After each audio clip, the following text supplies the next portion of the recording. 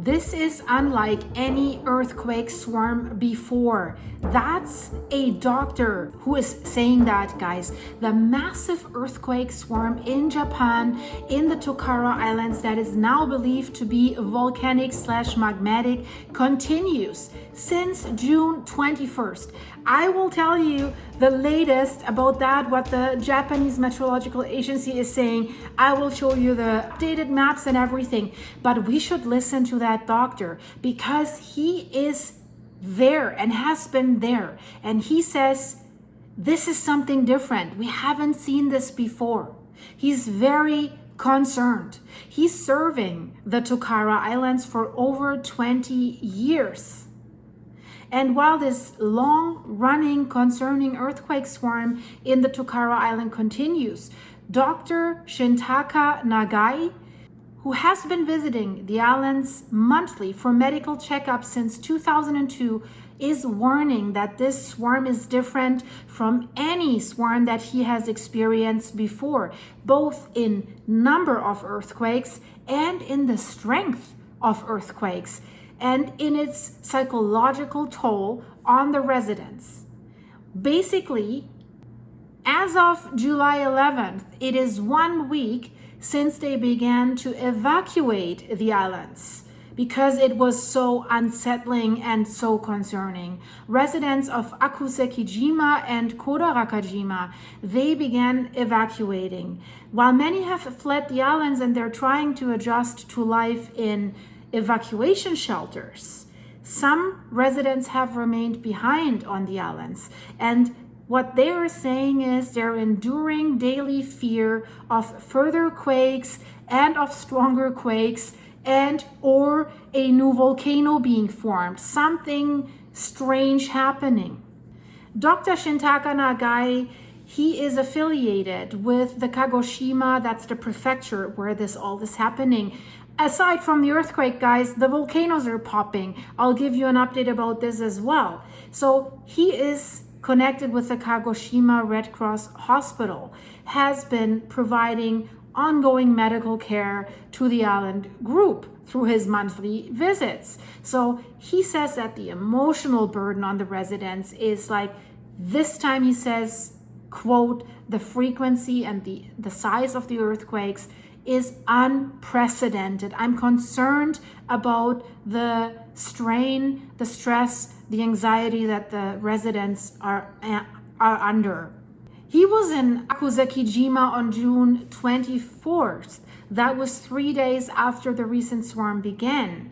And he said he experienced 2 earthquakes that were magnitude 4. We now have over 11 earthquakes magnitude 5 and higher. So he experienced the seismic intensity of a magnitude 4 and he said, wow, that was something else. And then he also felt numerous smaller tremors that were occurring intermittently and constantly. At that time, he says, well, I thought the situation might follow previous patterns, previous earthquake swarms that the region has experienced. Most swarms in that region usually subside in about 2 weeks. At that time, he did not consider it particularly serious, but boy, has he changed his mind. And interesting is also, already at that time, the residents felt different. They were already concerned. So during his consultations at the local clinic, he said many patients showed signs of sleeplessness and accumulated stress because you have basically a frequent and constant nighttime shaking. You are worried, what is happening? And then you have all these emergency earthquake alerts that also are interrupting you constantly while you try to sleep. And then July 4th and 6th, Dr. Nagai said he watched on television the news that showed the evacuees from the islands arriving inland on the mainland. And he said, I noticed their facial expressions were not normal. They looked completely exhausted and worn out. And we know that from Campi Flegrei in February and from Santorini. This is nerve-wracking. He says, the residents are feeling deep anxiety about those who stayed behind on the islands, and also the state of their homes. And there are strange things happening with these earthquakes. We're seeing some landslides, we're seeing some discolored waters around the volcanoes. Japanese news outlets are reporting we're seeing bare slopes on OLCANOES. We're seeing a stark sulfur stench at the Shintaka volcano, and plus all that, the Tokara swarm has a clearly different mechanism. I made a video previously saying, is this all connected? Because it is along the Ryukyu Trench, the Ryukyu volcanic art. And if we're looking at the Yasura port area in OLCANOES, there is a hillside with exposed rock faces, likely caused by these earthquakes. A landslide, it was coming down. It is clearly visible. And then the ocean water near the island is murky, yellowish, brown. Yesterday, the Regional Coast Guard headquarters have deployed a propeller surveillance plane to monitor the ocean and the island volcanoes around the Tokara Islands to see what is going on there, to see is something going on underwater, because there's underwater volcanic activity as well. They have departed from the Kagoshima Air Base in Kirishima City. Then they went to OLCANOES, and they said that from above, the contrast was breathtaking and disturbing. That's the problem. So you see, they have seen the lush green forest of the island and the deep blue ocean, starkly contrasted then with the bare yellowish brown collapsed mountain slopes. And at the Yasura port, there was also a Coast Guard control vessel that they opened for temporary shelters. It was docked there, but thankfully the port and the surrounding villages were empty already. Only about 20 residents remain on the islands while evacuations continue. So OLCANOES has steep coastal cliffs, and along these cliffs, you see these vertical streaks of these landslides, red and brown vertical streaks, absolutely visible evidence of recent landslides / rockfalls, mud flows. The experts are saying the clues are in the water. Dr. Harushiya Nakamichi, the director of the Volcano Disaster Prevention Research Center at the Kyoto University's Disaster Prevention Research Institute. Now we have it. He stated, quote, "I'm focusing on the discolored coastal waters around the island. This may be valuable data suggesting ongoing volcanic activity." So it seems that they're suspecting that the discoloration of the water is not only or from the mud that might have come down these steep cliffs. Is there something leaking from underneath? Because there is sulfur smell over the Shintaka volcano. When they were flying and before they were reaching the island of OLCANOES, the flight was flying over the Kirishima mountain range. And as the plane was nearing the Shintaka volcano, a sudden sulfurous stench has filled the cabin. That's what they're reporting. And then they were looking, is something wrong inside the aircraft? But it wasn't. It was coming from Shintaka.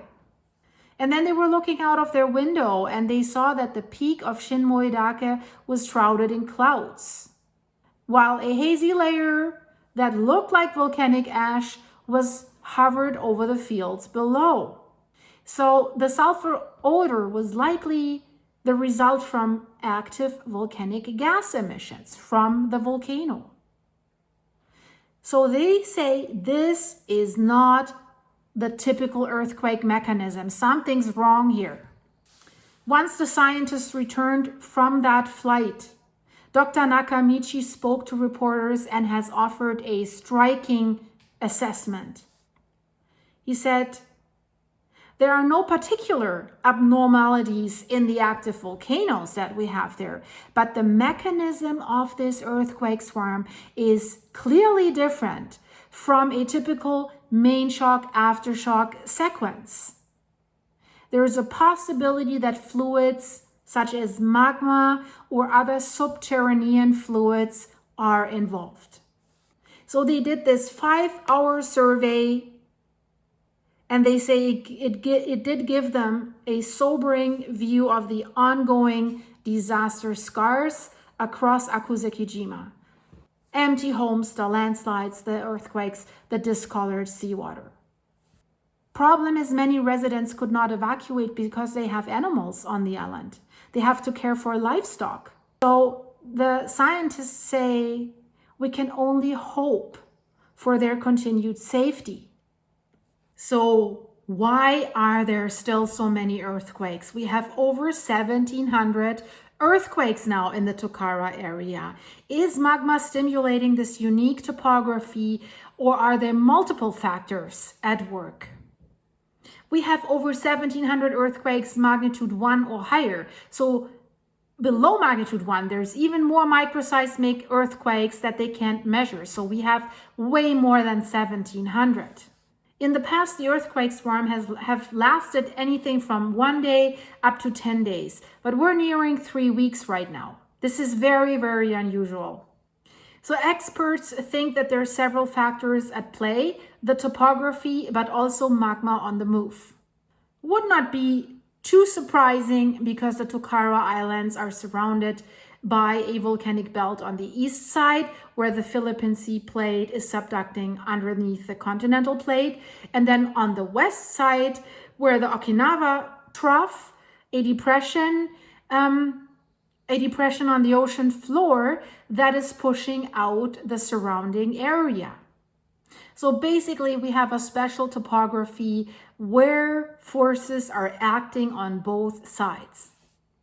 But because this topography is quite large, it stretches from Okinawa to the northern Kagoshima prefecture, the scientists cannot say for sure that the movement of these plates is directly linked to this unusual swarm of earthquakes. They're saying that the reality is that they have limited places to install seismometers on these remote small islands, and that makes it difficult to conduct detailed investigations if they do not have the data. And of course, yes, the whole Tokara Islands are basically volcanoes. It's a volcanic belt that stretches from the Kirishima mountain range and Sakurajima. And we know that the presence of magma at a depth of more than 7 miles underground, 10 kilometers, has been found. They know it's there in seabed surveys of the area by scientists. But scientists think that it's highly unlikely that there's a connection to the volcanic activity in the surrounding areas, such as Suwanoze-jima. We see that these volcanoes are popping off steam and showing activity, ash plumes. So is that just a coincidence? The scientists think yes. So the scientists believe that magma is stimulating the surrounding faults in shallow underground areas. Either that, or the magma itself is pushing the bedrock apart as it moves. We could have a magma intrusion, magma on the way leaking out of the magma chamber into the surrounding areas, causing this seismic activity. But this time, the strange thing is that we have these relatively large earthquakes, so many of magnitude 4 and so many of magnitude 5 plus, 5.5, 5.6. And they have occurred frequently. It could be that the movement of magma is affecting the fault lines basically as an external force, an external driving force. But also this volcanic activity could cause fluids such as gas and water to enter the faults and act like a lubricant, causing them to slip. Also, that makes it more likely that we could see earthquakes. Yes, there have been earthquakes in the past in this area, and these earthquakes have been influenced by the movement of magma. In 1989, a series of earthquakes was followed by an undersea eruption off the east coast of the Itzu Peninsula. So it did cause a volcanic eruption. And in the year 2000, also another eruption occurred after a series of earthquakes on Miyake-jima in the Itzu Islands. So the entire island was evacuated because of that. We have to say that Miyake-jima has experienced earthquakes even larger than what we're seeing here. Also, they had many magnitudes of 5 or even higher. And hopefully the seismic activity around the Tokara Islands will decline, because then the possibility that there could be an underwater eruption is getting lower. It remains interesting, guys, but that's not the only area that has an earthquake swarm. You should check out the video in the end screen. Mount Rainier in the state of Washington, along the Pacific Ring of Fire, lots of volcanoes, has over 370 earthquakes so far in only a few days.